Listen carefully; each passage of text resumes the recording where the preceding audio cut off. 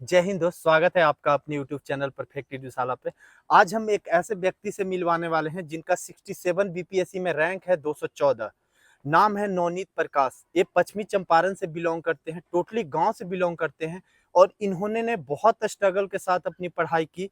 और ये मतलब इनका फाइनेंशियल कंडीशन मतलब बहुत अच्छा नहीं था, बहुत खराब था। और बहुत फाइनेंशियल रीजन, बहुत सारा बच्चों का इशू रहता है कि हम फाइनेंशियल रीजन के चलते तैयारी नहीं कर रहे हैं। तो वो चीज हम जानेंगे। चूंकि इनके गांव में और कोई आदमी सरकारी नौकरी में नहीं है, कोई मेल या फीमेल, तो सर कैसे इस बारे में डायरेक्ट सोचे कि हमको बीपीएससी में ऑफिसर बनना है, या इतना बड़ा पोस्ट में सिलेक्शन लेने के लिए सबसे पहले वो सोचे होंगे, कभी ना कभी उनके दिमाग में ख्याल आया होगा। कोई भी मुकाम हासिल करने से पहले उनका प्लान बनाते हैं, तो उस प्लान के बारे में जानेंगे। साथ में जानेंगे कि इन्होंने ने कहाँ कहाँ किस किस सोर्स को यूज किया, कौन सा किताब यूज किया, कौन सा नोट्स यूज किया, और कैवा अटेम्प्ट था इनका जिसमें सर क्वालिफाई किए। तो सबसे पहले सर से हम इनका परिचय जानते हैं। थैंक यू ताकि आपने मुझे बुलाया इस अपने मंच पे। मेरा नाम नवनीत प्रकाश है। मैं वेस्ट चंपारण से बिलोंग करता हूँ। 2019 में मैंने ग्रेजुएशन किया था कंप्यूटर साइंस एंड इंजीनियरिंग में। उसके बाद मैं सिविल सर्विस की तैयारी में लग गया। फिर 2019 से मैंने शुरू किया तैयारी। 2020 में कोविड आ गया। अब कोविड में मैं उससे इन्फेक्ट हो गया था। तो उस वक्त जो 6-7 महीने थे, उसमें हाल ये था कि जैसे होता है ना कि आप कभी भी मर भी सकते हो उससे, वैसा वाला सिचुएशन हो हाँ। गया था। तो उस टाइम पे आपका मेंटल ब्रेकडाउन भी बहुत ज़्यादा गंदा होता है और फिजिकल ब्रेकडाउन तो होता ही होता जीने के लिए बस लोग संघर्ष कर रहा था, काम के बारे में तो कोई सोच ही नहीं रहा था। है। बिल्कुल। तो वो संघर्ष मेरा भी चल रहा था। तो उस टाइम पे पढ़ाई तो कहीं कोसों दूर चली जाती है, उस वक्त जीवन का ही संघर्ष चल रहा होता है। लेकिन जब वो उस चीज़ से मैं उभर भी गया, तो वो चीज़ मेरे को डिप्रेशन के फेज में आ चुकी थी। मुझे समझ में नहीं आ रहा था कि मैं बहुत बच्चों से दूर हो चुका हूँ, मैंने कुछ नहीं पढ़ाई की है, अब मैं क्या करूँगा। फिर मुझे कुछ लोगों ने बताया कि नहीं, आपको अपने मेंटल हेल्थ का भी ख्याल रखना चाहिए। इसके लिए मैंने मेडिटेशन स्टार्ट किया। फिर ये करते करते 2020 खत्म हो गया। फिर 2021 आया, तो मुझे दिखा कोई भी नई अपॉर्चुनिटी आएगा मैं उसको ग्रैब करूँगा। तो 2021 में मैंने अपने यूपीएससी का भी अटेम्प्ट लिखा उस साल, और बीपीएससी का भी फॉर्म आया, मैंने दोनों फॉर्म भरा। तो फिर इसमें भी दोनों में तैयारी बहुत अच्छी की गई थी, बहुत अच्छी। लेकिन बीपीएससी का टाइम बढ़ता ही जा रहा था, बार बार एग्जाम के डेट बढ़ते जा रहे हाँ, थे। बढ़ते जा रहे थे। फिर 2022 में एग्ज़ाम हुआ, वो एग्ज़ाम भी अच्छा गया था, काफ़ी अच्छा गया था, लेकिन वो पेपर ही कैंसिल हो गया। अब एक फ़ेज़ आना शुरू हो चुका था जहाँ मैं डाउन होना शुरू हो चुका था। तो वो पेपर कैंसिल हुआ, तो मुझे बहुत बुरा लगा कि ये एक अच्छा मौका था, पेपर में मार्क्स भी अच्छे आए थे, कैंसिल हो गया। फिर 2022 का यूपीएससी आया। 2022 के यूपीएससी में मैंने अच्छा स्कोर किया था जीएस-1 में, लेकिन वो कुछ नंबर से सीसेट में रह गया मैं। अब वो चीज़ मेरे को और ज़्यादा बुरी लग रही थी, क्योंकि उस टाइम पे मेहनत अपने ऑप्टिमल लेवल पे चल रही थी। लाइक मेरे मार्क्स उस वक़्त 3 डिजिट में थे यूपीएससी में, जो कि काफ़ी अच्छे मार्क्स माने जाते हैं। लेकिन मैंने सीसेट फ़ेल किया था, तो मुझे बहुत ज़्यादा बुरा लग रहा था कि एक इंजीनियरिंग के ग्रेजुएट होके मैं सीसेट फेल कर गए। सीसेट फ़ेल कर गया। तो फिर थोड़ा बहुत मैं खुद को लगभग हफ़्ते 15 दिन तक रूम में बंद रखा, और मैं उस वक़्त रो ही रहा था कि ये क्या कर दिया मैंने। कोई जैसे होता है ना, जब घर का कंडीशन ठीक ना हो और आपको भी लग रहा हो कि कहाँ हम चले थे सिविल सर्विसेज की तरफ, कहाँ ये हमारे जो मैथ इंग्लिश जो हम लोग बचपन से पढ़ रहे हैं वही फेल कर गए। वही फेल कर गए। तो वो चीज़ बहुत सारे आपको सेल्फ डाउट क्रिएट होता है कि मैं किसी लायक हूँ भी हाँ, या नहीं। खुद पे संदेह क्रिएट कर संदेह रहे हैं। कि कुछ किस लायक हूँ मैं कहाँ क्या कर रहा हूँ मैं, पेरेंट्स का पैसा बर्बाद कर रहा हूँ, अपना समय बर्बाद कर रहा हूँ। फिर मेरे कुछ दोस्त लोग थे, मतलब बहुत मेरे मेल दोस्त भी, फीमेल दोस्त भी, वो लोगों ने मुझे फिर से खड़ा किया। उन लोगों ने बोला हमें आप पे भरोसा है, आप कर लोगे।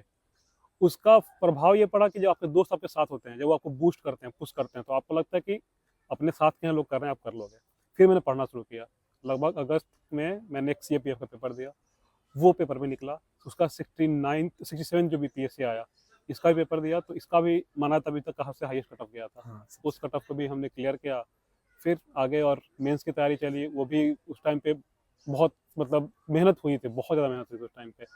मेंस लिखा गया। इंटरव्यू के टाइम पे जब हम आए, तो इंटरव्यू में सरवण सर का बोर्ड था।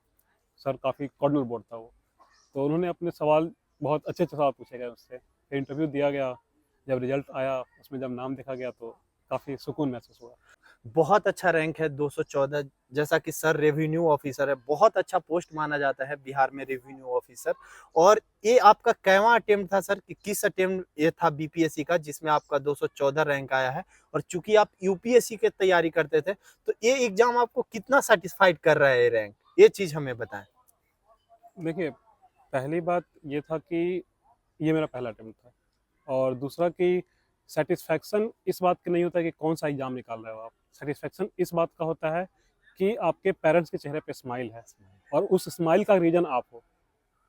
और दूसरा ये होता है कि आपने खुद को प्रूव किया कहीं पे कि आप वर्थलेस नहीं हो। लगातार असफलताओं के बाद एक सफलता। हाँ, आपने खुद को प्रूव किया कि जो लोग आप पे सवाल खड़ा कर रहे थे, आपने उन सवालों को दूर किया।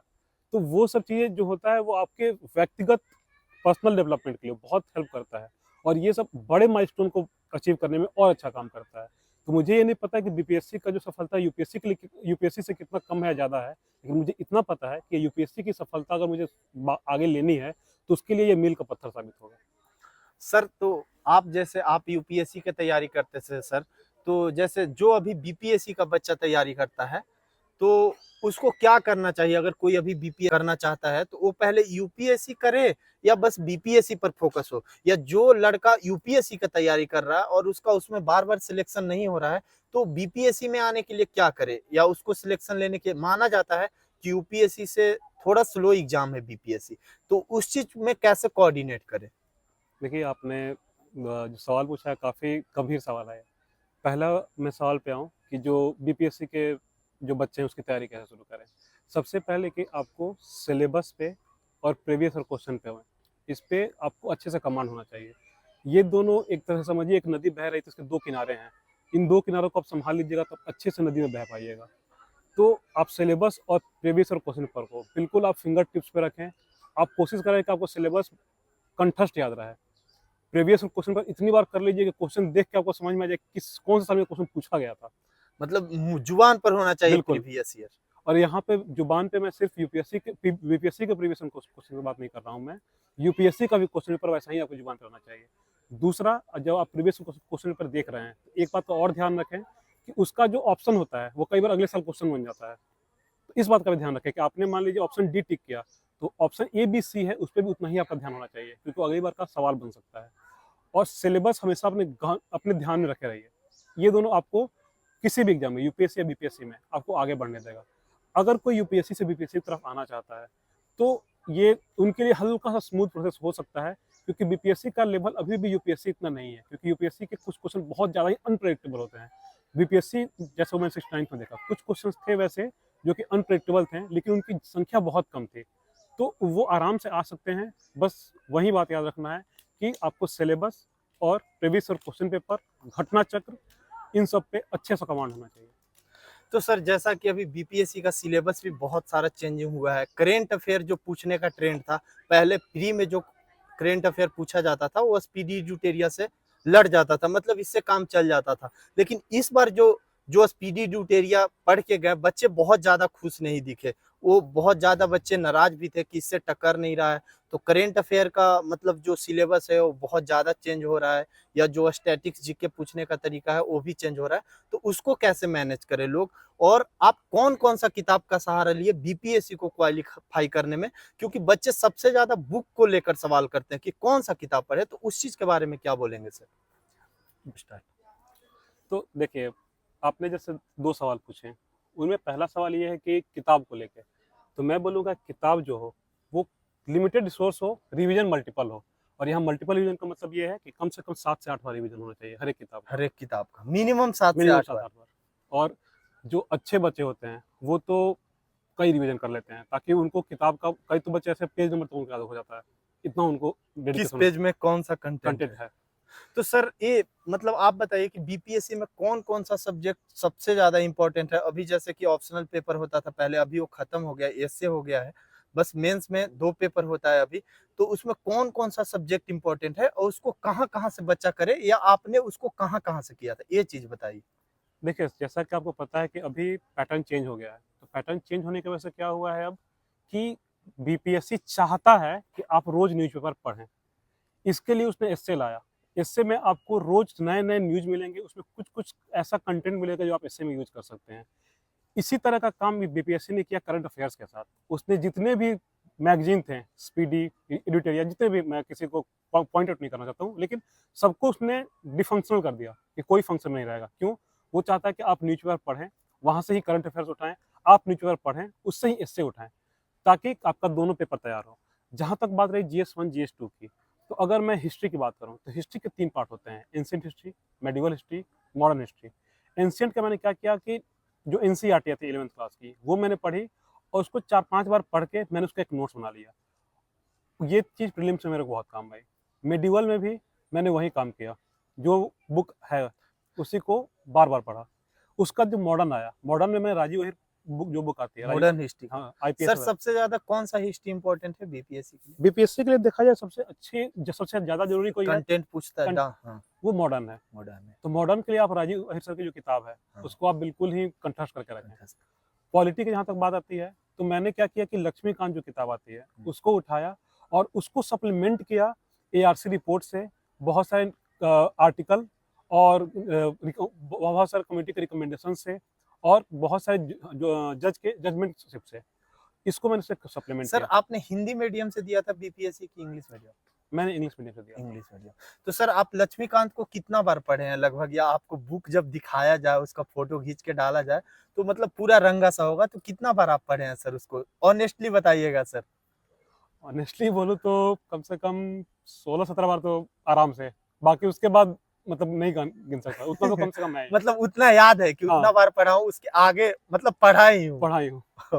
तो सर ऐसे लक्ष्मीकांत को मान लीजिए मोटे तौर पर 20-25 बार, और बाकी सारे बुक्स को सर? कम से कम 10 बार। तो मेन सब्जेक्ट अभी पॉलिटी और हिस्ट्री पर बात किए हम लोग, और सर सब्जेक्ट और कौन कौन सा सब्जेक्ट और कौन सा किताब कितना बार? और दूसरा तीसरा था ज्योग्राफी।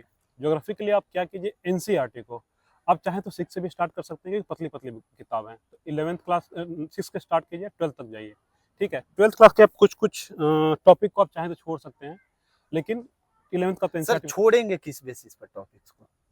छोड़ेंगे मतलब कैसे हमको पता चलेगा कि देखिए, किस टॉपिक को छोड़ना है? ये देखने के लिए आपको प्रीवियस ईयर क्वेश्चन पर यही काम आता है कि कंटेंट कौन सा पढ़ना है, वो प्रीवियस ईयर क्वेश्चन पर आपको डिसाइड करा देगा। जैसे ह्यूमन ज्योग्राफी है, वो बीपीएससी बहुत ज्यादा नहीं पूछता है, ठीक है, कि जैसे इंफ्रास्ट्रक्चर सेक्टर कौन सा है, ये सब सेक्टर को नहीं पूछता है, तो इस टाइप के क्वेश्चन को आप ध्यान दीजिए।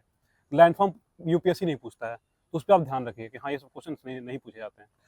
ये ज्योग्राफी के लिए मेरा ये था। इकोनॉमिक्स के लिए पहले क्या था कि पहले सिर्फ इकोनॉमिक्स और बजट से काम चल जाता था, लेकिन 69 बीपीएससी के जो क्वेश्चन के लेवल थे वो काफ़ी अच्छे थे।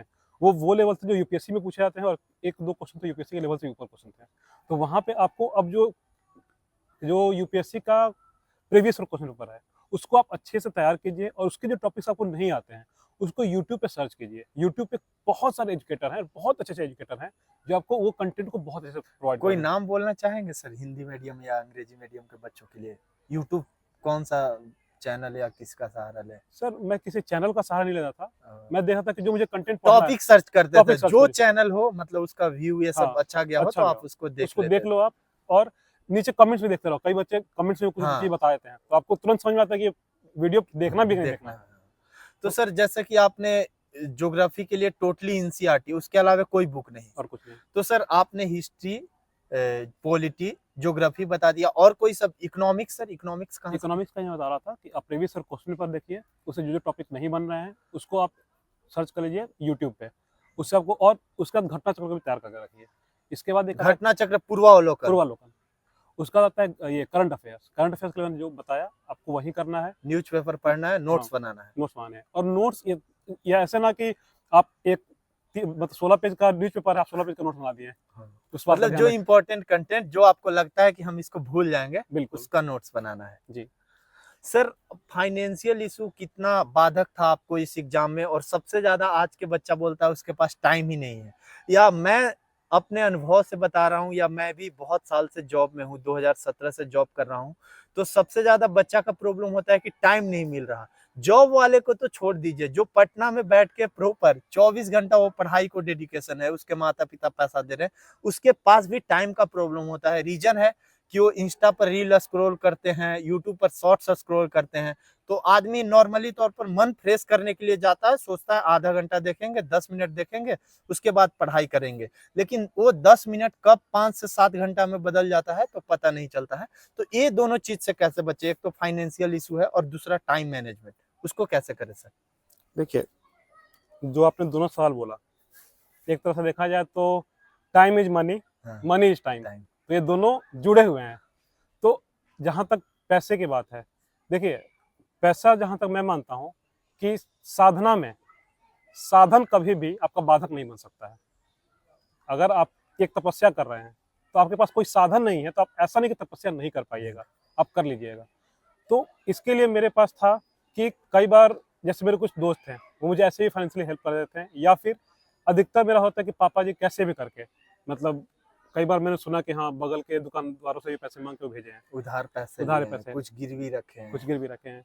और एक चीज़ बाद में मैंने देखा कि हम ट्यूशन भी पढ़ा सकते हैं। पटना जैसे शहर में, दिल्ली जैसे शहर में, या फिर कोई भी ज़िले में आप रह रहे हैं हेडक्वार्टर में, आप वहाँ पे ट्यूशन पढ़ा के आराम से अपना 1-2 ट्यूशन आप पढ़ाओगे, तो आपका पैसे निकल आएँगे। अब बात रही जहाँ तक टाइम की, देखिए एक बहुत इंग्लिश में अच्छी कहावत है, there is no free meal. Free में पूरी दुनिया में कुछ भी नहीं है। अगर आप जो देख रहे हो यूट्यूब शॉर्ट्स के थ्रू आपको लग रहा है वो फ्री का है, तो वो फ्री का नहीं है, वो आपकी एकाग्रता भंग कर रहा है। जो हमारे ऋषि मुनियों की एकाग्रता 8 घंटे की होती थी, शॉर्ट्स ने उस कंसंट्रेशन को 30 सेकंड में ला दिया है। तो आप अपना कंसंट्रेशन गंवा रहे हो, वो आपको नहीं गंवाना है। शॉर्ट्स देख रहे हैं। शॉर्ट्स देख के आप सीधा ये फ्री का नहीं है, ये मेरा टाइम खा रहा है, और आप अपना जो टाइम गंवा रहे हो, देखिए बात ये नहीं कि आप टाइम गंवा रहे हो, आप अपना यूथ गंवा रहे हो। हम लोग इस एज में आ चुके हैं, हम लोगों का भी चाहिए कि हाँ, हम लोग भी अपनी जिंदगी कुछ मजे लें, इधर घूमे उधर घूमे। हम लोग किसी 16 बाई 16 के कमरे में पढ़ रहे हैं, पढ़े जा रहे हैं, किताब पढ़े जा रहे हैं, नहीं, हम जो पढ़ रहे हैं उसकी इंटेंसिटी और बढ़ा दें।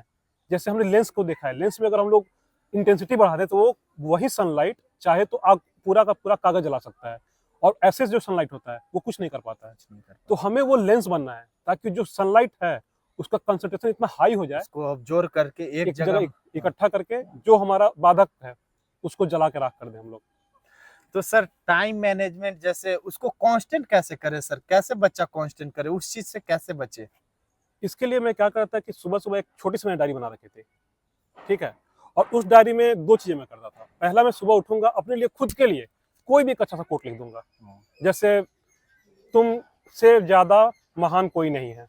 अगर तुम नहीं कर सके तो कोई नहीं कर सेल्फ सकता। मोटिवेशन। सेल्फ मोटिवेशन खुद के लिए, मतलब एक समझिए खुद की तारीफ कर रहा हूँ मैं, ताकि खुद को लगे कि हाँ, तुम कुछ वर्थ हो। उसके बाद मैं क्या करता कि आज मुझे क्या-क्या करना है, उसको मैं एक जगह लिख देता था कि 9 से 12 ये करूँगा, 12 से 1 खाना खाना है, 1 बजे से ये पढ़ना है, ये लिख देता था मैं। और मैं ये इंश्योर करता कि जब तक वो खत्म ना हो तब तक मैं सोऊंगा नहीं। अब मैं घंटे नहीं काउंट करूंगा, वो चीजें खत्म होनी चाहिए। अब वो उसके लिए जमीन फट जाए, आसमान टूट पड़े। प्रेशर होता था हाँ। मेंटली, तो आप ऑलरेडी नहीं भटकिएगा। सर नॉर्मली तौर पर क्या होता है कि बच्चा जब तैयारी करता है तो बहुत ज्यादा स्ट्रेस फील करता है, या बहुत ज्यादा पढ़ाई करने के बाद मैं भी देखा हूँ कि एकदम मन शांत हो जाता है और बॉडी सुस्त जैसा फील होता है। तो उसको कैसे फिर से एक नया रिफ्रेश करते थे खुद के शरीर को या माइंड को? उसके लिए क्या करते थे सर? ये बहुत अच्छा सवाल पूछा आपने, क्योंकि जो आपने इससे पहला सवाल पूछा था कांस्टेंट कैसे रखें, उसके लिए ये दोनों चीज जरूरी है। पहला, अगर जहाँ तो माइंड को रिफ्रेश करना है, तो देखिए एक होता है कि हमें लगता है कि कोई वीडियो देख लेंगे तो अच्छा लगेगा, तो उसमें आप देखिए कि क्या उससे मेरे को पढ़ाई में कुछ फायदा हो सकता है। आपको मोटिव पता होना चाहिए, मैं ये वीडियो देख रहा हूँ, इसका मोटिव क्या है। अगर मोटिव नहीं पता है, तो अगर आप माइंडलेस स्क्रॉलिंग कर रहे हो, तो उससे घटिया कुछ नहीं हो सकता है।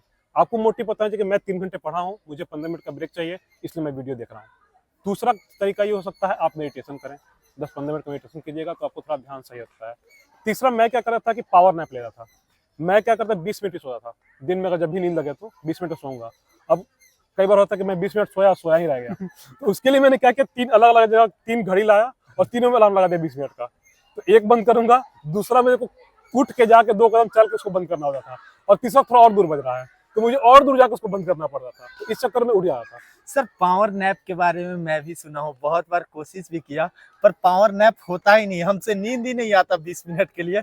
मेंटली प्रेशर रहता है कि 20 मिनट बाद जगना है, या नॉर्मली कोई बच्चा जब 20 मिनट सोता है तो जगता ही नहीं है। तो उसके लिए तो आप बता दिए अलार्म, हमें तो नींद ही नहीं आता है सर, मैं क्या करूँ? देखिए एक तरीका, मैं ये जब सोने जाता था तो मेरे को लगता था कि मैं सोने ही जा रहा हूँ।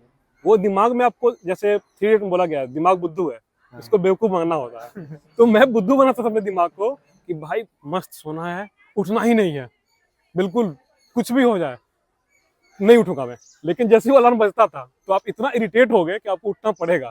दिल तो अभी बच्चा है जी, दिमाग भी बच्चा है। सर खुद के दिमाग को समझाते थे। सर आज के जो यंग जनरेशन है उसका सबसे बड़ा डिस्ट्रैक्शन है मोबाइल। उसके बाद अगर कहीं और डिस्ट्रैक्ट होते हैं बच्चा, तो अपोजिट जेंडर के प्रति बहुत ऐसा शिकायत मिलता है या कुछ मिलता है कि हमको बर्बाद हो गए मोबाइल की वजह से या कोई गर्ल्स की वजह से। जनरली गर्ल्स बॉयज को ब्लेम करते हैं, बॉयज गर्ल्स को ब्लेम करते हैं। तो ये चीज पढ़ाई में कितना बाधक और कैसे मदद करेगी लोगों को? जैसा कि मैंने पहले आपको पहले ही बताया कि साधना के लिए साधन कभी बाधक नहीं बन सकता है। तो मोबाइल जो है वो एक साधन है। अगर कोई अपोजिट जेंडर में कोई भी है, वो आपका एक साधन बन सकता है, वो आपका बाधक कभी नहीं बनेगा। वो आप बाधक खुद बनाते हैं उसको। उसी फोन से आप चाहें तो 30 सेकंड का कोई एजुकेशनल वीडियो देख सकते हैं, और उसी फोन से चाहें तो 30 सेकंड का टिकटॉक देख सकते हैं। चॉइस हमेशा आपकी रहती है। Yes sir. ठीक है। अपोजिट जेंडर का जहां तक बात करें, आप चाहें तो एक तरह से जैसे होता है कि एक बोलते हैं कोर्सिव बिहेवियर होता है साइकोलॉजी में, कि अपोजिट जेंडर को इंप्रेस करने के लिए आप ज्यादा भी पढ़ सकते हैं। दूसरा, अपोजिट जेंडर के चक्कर में आप पढ़ाई छोड़ भी सकते हैं। चॉइस हमेशा आपका रहता है। आपको मोटिव पता होना चाहिए कि हाँ, मेरा मोटिव पढ़ाई है, मुझे पढ़ाई ही करना है। आप मोटिव से तभी चूकते हैं जब आपका एक जो एरिया होता है वो वीक होता है। वो होता है वाई। मैंने ये चीज क्यों शुरू किया था, मैं इस दरोगा की तैयारी के लिए क्यों आया, मैं इस बीपीएससी की तैयारी के लिए क्यों आया, मैं इस यूपीएससी की तैयारी के लिए क्यों आया। वो क्यों जितना स्ट्रांग रहेगा, उसके सामने कोई बाधक नहीं बनेगा सर। और मेरे लिए मुझे लगता है, अगर आपको मोटिवेशन चाहिए तो अपने कभी आप माँ बाप के पैर देखिए, उनका कभी चेहरा देखिए। उससे आपको मोटिवेशन नहीं मिल रहा है तो दुनिया की कोई भी चीज आपको मोटिवेट नहीं कर सकती। जी सर, ये चीज मैं भी बताता हूँ कि अगर आपको मोटिवेशन चाहिए तो आप घर के हालात को देखिए, अपने माँ बाप को देखिए, और ये सोचिए कि आपको गवर्नमेंट जॉब क्यों लेना है। सर से लास्ट सवाल, क्या सर आपके गांव में कोई भी और सरकारी नौकरी में है, या आपके पेरेंट्स में जैसे पहले का जनरेशन में कोई सरकारी नौकरी में रहा है? मेरे घर में तो अभी पिछले ही साल मेरी जो छोटी बहन थी वो एसआई बनी है। 2213 में एसआई बनी है? 2213 में। तो वो अभी यही तैयारी, ये उनका ट्रेनिंग चल रहा है राजगीर में, तो वहाँ पे वो ट्रेनिंग कर रही है। और ये थोड़ी खुशी की बात थी हम लोग के लिए कि इस साल, पिछले साल वो दरोगा बनी, इस साल मेरा ऑफिसर रैंक पे हो गया। आरओ ऑफिसर में हो गया जी। चलिए, तो सर से बहुत अच्छा लगा बात करके। सर से हम एक लास्ट सवाल, यंग जनरेशन के लिए आप क्या सलाह देंगे? बच्चों को पढ़ने के लिए आप क्या बोलेंगे सर, कि क्या करे बच्चा, कैसे पढ़े, क्या करे कि बिहार का नाम रोशन हो? पहली बात यह है कि आप कभी भी गिव अप मत कीजिए। कितना भी टफ सिचुएशन आ जाए, गिव अप नहीं करना है। क्योंकि जब पर्दे के उस पार जो सीन है ना सर, वो बहुत खुशी देता है। अभी मैं अपने पेरेंट्स का चेहरा देखता हूँ, मुझे बहुत खुशी मिलती है। और दूसरा, कभी भी किसी भी चीज़ को अपना ये मत सोचिए कि ये बाधक है। सोचिए ये एक चैलेंज है जो मुझे और तराशेगा और मुझे एक अच्छा इंसान बनाएगा। और तीसरा मेरा बस ये कहना रहेगा कि कोशिश कीजिए कि अच्छे लोगों के साथ रहिए, अच्छे हैबिट्स अपनाइए। क्योंकि हमेशा बचपन में यह बताया गया है कि अच्छे हैबिट से ही अच्छे रिजल्ट्स निकलेंगे। अच्छे लोगों के साथ रहिएगा तो आपके साथ भी अच्छा ही होगा। बस कहने का मतलब था कि मान लो तो हार और ठान लो तो जीत। सर यही बोले कि नेवर गिव अप, कभी नहीं हार मानना है दोस्त। तो बहुत बहुत धन्यवाद सर, जो आप बच्चों को इतना मोटिवेट किए।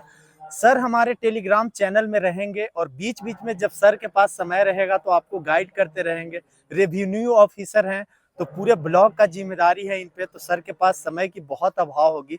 फिर भी हम सर से रिक्वेस्ट करेंगे कि अगर आपके पास 10 मिनट या 20 मिनट भी टाइम हो तो आप हमारे बच्चों को कुछ गाइड कर दीजिएगा। सर हमारे टेलीग्राम चैनल में है, तो आप टेलीग्राम चैनल को ज्वाइन कर लीजिएगा, उसका लिंक डिस्क्रिप्शन और कमेंट बॉक्स में है। इस वीडियो में इतना ही दोस्त। अगले सेशन में हम कोई और मजेदार या मोटिवेशनल या कोई पढ़ाई वाला कंटेंट लेके आएंगे। बने रहिए हमारे साथ। जय हिंद।